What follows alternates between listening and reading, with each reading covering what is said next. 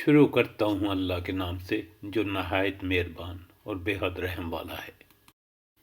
کیا تم میں سے کوئی یہ پسند کرتا ہے کہ اس کے پاس ایک ہرا بھرا باغ ہو، نہروں سے شراب، کھجوروں، انگوروں اور ہر قسم کے پھلوں سے لدا ہوا ہو، اور وہ عین اس وقت ایک تیز بگولے کی ضد میں آ کر جھلس جائے جبکہ وہ خود بوڑھا ہو اور اس کے کم سن بچے ابھی کسی لائق نہ ہو؟ اس طرح اللہ اپنی باتیں تمہارے سامنے بیان کرتا ہے، شاید کہ تم غور و فکر کرو۔ اے لوگو جو ایمان لائے ہو، جو مال تم نے کمائے ہیں اور جو کچھ ہم نے زمین سے تمہارے لیے نکالا ہے، اس سے بہتر حصہ راہ خدا میں خرچ کرو۔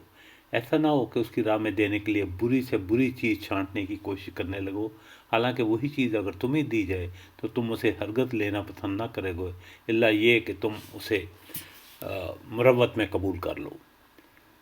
تمہیں جان لینا چاہیے کہ اللہ بے نیاز ہے اور تمام تعریفیں اور ستائش کے قابل ہے۔ شیطان تمہیں مفلسی سے ڈراتا ہے اور شرمناک طرز عمل اختیار کرنے کی ترغیب دیتا ہے، مگر اللہ تعالیٰ تمہیں اپنی بخشش اور فضل کی امید دلاتا ہے، اور اللہ بڑا فراخ دست اور دانا ہے۔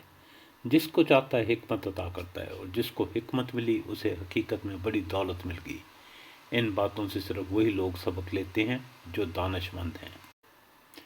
تم نے جو کچھ بھی خرچ کیا اور جو نظر بھی مانی ہو، اللہ کو اس کو علم ہے، اور ظالموں کا کوئی مددگار نہیں۔ اگر اپنے صدقات اعلانیہ دو تو یہ بھی اچھا ہے، لیکن اگر چھپا کر حاجت مندوں کو دو تو یہ تمہارے حق میں زیادہ بہتر ہے۔